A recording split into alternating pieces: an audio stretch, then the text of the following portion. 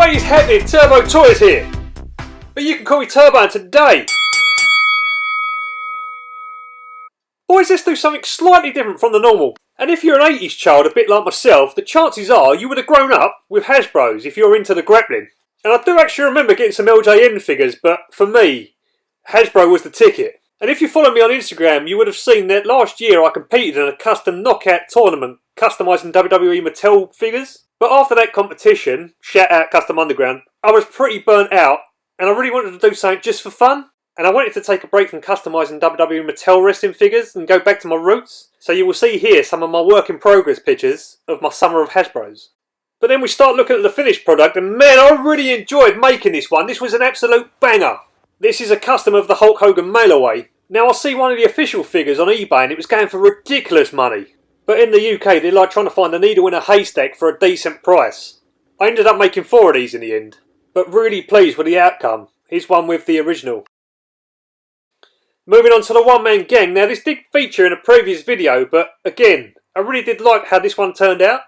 I already had all the decal designs for this one, so I had a spare figure and that spare head, so I just really fancied giving this one a go and I really like how it turned out. Oh, now this one is so sick. Probably one of the trickiest ones to make, but this one bangs. So this one's a custom of the unreleased tugboat. I've only seen a couple of people do this to perfection, but like it does take a lot of graft. But with this one, I definitely think it paid off. It consists of basically you chopping the top of the tugboat off and the bottom half of the big boss man. And you really have got to be precise with your cut because you can really mess it up. But being happy with how the two parts looked together, I was able to fill the holes with clay and then give it an undercoat. Just to make sure I was happy with everything basically, just so I could start painting. So I started to paint in all the white parts as well as adding like the skin tone. And then I had to sculpt his hat and then finish it off with every individual red stripe decal. But I couldn't have been more happy with how this one turned out. I think this one was one of the top picks of the summer. I never owned any green carded Hasbros as a kid. So I never got the chance to own this guy and I managed to grab a scan and give it a go. And this turned out exactly like the original, just with a different looking skin tone. It's less shiny in comparison.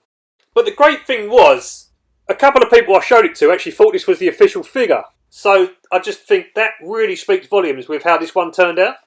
On to another green carded figure now with Evil Crush. Now I've still seen these figures go for like over £100 on eBay. And even with the condition being not so great, but a simple repaint with a few decals and you've got yourself a decent placeholder in case you ever do run into that original figure.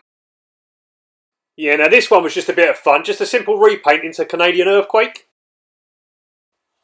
I had a spare set of the Road Warriors, so I decided to do the WCW look. I'd love to make a couple of customs of these without the spikes one day.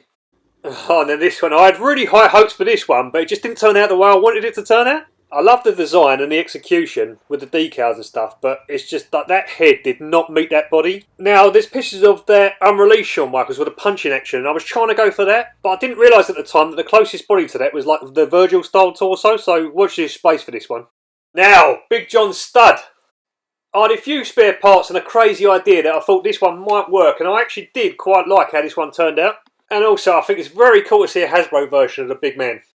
Now for me, boys, this one was probably the headliner of the summer of Hasbros. I spent the longest time on this figure designing decals, and I just think it looked incredible. I'd love to make an all pink Bret next time.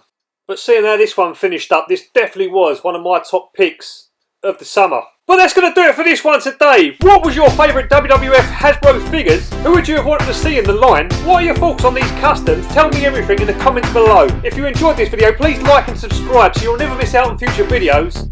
Come join me on the Instagram machine at Turbo Toys. And until the next video, boys, I will see ya when I see ya.